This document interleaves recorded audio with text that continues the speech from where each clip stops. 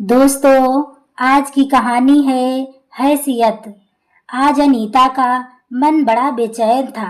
वह सोच सोच कर मन ही मन बहुत परेशान थी कि मैं सबके बारे में सोचती हूँ, फिर भी लोग मेरी भावनाओं को क्यों नहीं समझते। यही सोचकर बिना किसी से बताए बाजार चल दी। अनीता जब बाजार से घर पहुंची तो देखा सासू माँ मुंह फुलाए उसका इंतजार कर रही थी। अभी तो अनीता ने अपने हाथ में जो सामान पकड़ा था उसे भी घर में नहीं रखा था। उससे पहले ही अम्मा जी एक जोरदार धमाके की तरह फट पड़ी। आजकल बहुत मनमानी करने लगी है। तू किससे पूछ कर अलमारी खरीद कर लाई है? पैसे तो पेड़ पर उगते हैं ना, जब चाहे तोड़े और इस्तेमाल कर लिए। पति की कमाई को कमाई नहीं समझती। पति के लिए बिल्कुल भी दया भाव नहीं है। बेचारा कोल्हू के बैल की तरह काम करता रहता है और इसे देखो महारानी की तरह उड़ाती रहती है। अनीता इस बात के लिए तैयार थी। उसे पता था कि अम्मा जी जरूर चिल्लाएंगी, इसलिए जवाब ना देकर चुपचाप सामान ले जाकर एक तरफ रखवा दिया और रसोई में आकर चाय बनाने लगी। चाय बनाते बनाते उसे अपनी शादी के बाद का वह दिन याद आ गया, जब वह विदा होकर इस घर में आई थी। उसके माता पिता ने उसे काफी अच्छा दहेज देकर विदा किया था। घर गृहस्थी का सारा सामान दिया था ताकि उनकी बेटी को किसी भी चीज की कमी ना हो। जब रात को उसे उसकी ननद कमरे में लेकर गई तो उसने देखा कि कमरे में पुराना पलंग और दो पुराने बक्से रखे हुए हैं। उसने सोचा कि शायद उसका नया बेड, अलमारी और ड्रेसिंग टेबल बाद में कमरे में एडजस्ट कर दिया जाएगा, इसलिए उसने किसी से कुछ नहीं कहा। जब दूसरे दिन के बाद वह पगफेरों के लिए अपने घर गई तो उसे तब भी लगा था कि उसका सामान उसके आने तक उसके कमरे में शिफ्ट कर दिया जाएगा। जब वह दूसरे दिन तक पग फेरों की रस्म पूरी करके वापस आई तब भी उसका सामान खोला नहीं गया था। 2-3 दिन इसी तरह से निकलते गए। आखिरकार जब सभी रिश्तेदार चले गए तो उसने अपने पति प्रेमचंद से पूछा, सुनिए जी, मेरा बेड, अलमारी, ड्रेसिंग कमरे में कब शिफ्ट होगा? मैं भी अपना सामान अरेंज कर लूं। अभी तो पूरा सामान बिखरा पड़ा है। फिर अगले महीने दीदी अर्थात ननद जी की भी तो शादी है। उससे पहले सामान मेरे रूम में शिफ्ट हो जाए तो अच्छा है। अनीता की बात सुनकर प्रेमचंद चुप हो गया और कमरे के बाहर जाने लगा। इतने में सासू माँ जी कमरे में आ गई और आते ही बोली, बहू, मैं तुमसे कुछ जरूरी बात करने आई हूँ। अब तू इस घर की सदस्य है और तुझे तो पता है कि अगले महीने तेरी ननद की शादी है। अब बेटा, दो दो घर शादी का खर्चा हो गया। अभी तुम्हारी शादी हुई है और 1 महीने बाद तुम्हारी ननद की भी शादी होगी, तो मैं सोच रही हूँ कि उसका दहेज क्यों खरीदें। तुम्हारा इतना दहेज आया है तो इसी से जरूरी सामान दे देती हूँ, इसलिए अभी तक तुम्हारा सामान नहीं खोला गया है। अनीता ने सासू माँ की बात सुनकर प्रेमचंद की तरफ देखा तो प्रेमचंद ने अपनी माँ से कहा, माँ, एक काम करते हैं, अभी मधु को कम दहेज दे देते हैं, बाद में जब फुर्सत होगी तो त्योहारों पर कुछ ना कुछ दे देंगे। पर अनीता का सामान उसके माता पिता ने भी तो बड़े अरमानों के साथ उसे दिया है, उसे रहने दो।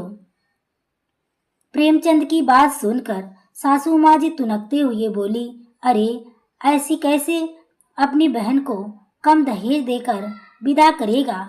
उसके बाद ससुराल में उसका क्या सम्मान रह जाएगा? लेकिन मेरी बात तो सुनो, अनीता को भी तो इस सम्मान की जरूरत है। हाँ, तो मैं कब मना कर रही हूँ? अनीता के लिए हम बाद में और खरीद लेंगे ना, मना थोड़ी कर रही हूँ। धीरे धीरे दोनों माँ बेटे के बीच बहस बढ़ने लगी तो अनीता ने कहा, कोई बात नहीं, आप सामान दीदी को दे दें, मेरे लिए फिर बाद में ले लिया जाएगा। अनीता की बात सुनकर सासू माँ की माँ खुश हो गई और वह सारा सामान ऐसे ऐसे रहने दिया, जिसे अगले महीने ननद की शादी में दिया जाएगा, और अनीता के कमरे में रखवा दिए गए वह दो पुराने बक्से जिसमें अनीता का सामान बड़ी मुश्किल से आ पाता था। आज इस बात को भी 2 साल हो चुके हैं, लेकिन आज तक ना अलमारी आई, ना ही दूसरा सामान। कई बार अनीता सामान लाने के लिए कह चुकी थी, लेकिन सासू माँ की हर बार टाल देती।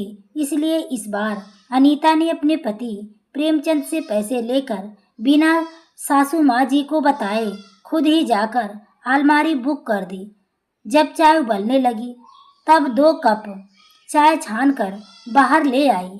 एक कप सासू माँ जी को पकड़ा दिया और दूसरा कप खुद लेकर बैठ गई।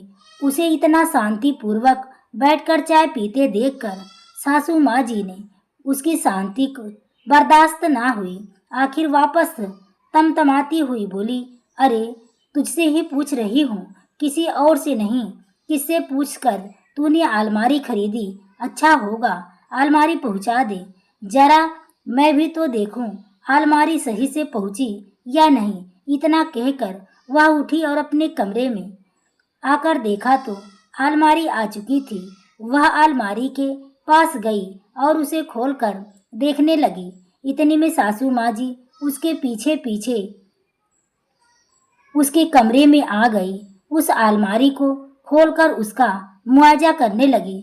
देखकर फिर बोली, बड़ी बेशर्म है तू, यहाँ मैं सवाल पर सवाल किए जा रही हूँ, उसका जवाब देने के बजाय अपने ही काम में लगी हुई है। अगर अलमारी देख लिया हो तो पलट करके अपनी सासू माँ को भी जवाब दे दे। किससे पूछ कर तू अलमारी लेकर आई है? इसमें पूछना क्या है माँ जी, मुझे अलमारी की जरूरत है और मेरे कमरे का सामान बिखरा रहता है, इसलिए अलमारी लेकर आई हूँ। अच्छी क्वालिटी की है ना? रंग तो बढ़िया लगाना, आपको आखिर खुद जाकर पसंद करके लाई हूँ। उसकी बात सुनकर सासू माँ जी और ज्यादा उछल पड़ी। फालतू का पैसा खर्च कर दिया।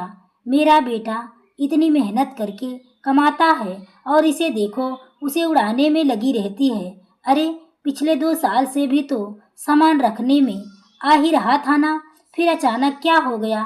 और 2 बक्से दिए हैं तो तुझे सामान रखने के लिए फिर क्या परेशानी है? सास की बात सुनकर अनीता ने कहा, इन बक्सों में मेरा सामान नहीं आता माँ जी, मुझे अलमारी की ही जरूरत थी, इसलिए लेकर आई हूँ। सासू माँ जी अभी भी हार मानने को तैयार नहीं थी, बस अपनी रौब में बोलने लगी, सामान क्या मुफ्त में आता है? क्या पैसे पेड़ पर उगते हैं जो मुंह उठाकर चल दे अलमारी खरीदने के लिए? बड़ी राजा महाराजा के घर में पली बढ़ी है, हैसियत वाले की बेटी होती तो। और यही सब सिखाया है तेरे माँ बाप ने कि अपने ससुराल वालों की मर्जी के खिलाफ जाकर यह काम करो। अब तो अनीता के भी सर से पानी ऊपर जा रहा था। उसने पलट कर कहा, बस कीजिए माँ जी, आपके बेटे की कमाई में से अलमारी क्या खरीद ली? आप तो मुझे सुनाए ही जा रही हैं। क्या मेरे पति की कमाई पर मेरा थोड़ा सा भी हक नहीं है? अलमारी की मुझे कितनी जरूरत है? सिर्फ मेरा अकेले का तो सामान है नहीं, आपके बेटे का भी सामान होता है, उसे कहाँ रखूं? और क्या कह रही हैं आप? सामान पैसों से आता है तो मेरे दहेज का सामान भी पैसों से ही आया था, जिसे उठाकर आपने अपनी बेटी की शादी में दे दिया और मुझे पकड़ा दिए। यह 2 पुराने से छोटे से बक्से खुद का पैसा बचाने के चक्कर में मेरी जरूरत को आपने एक तरफ रख दिया, जबकि मेरे कमरे में एक भी अलमारी नहीं थी।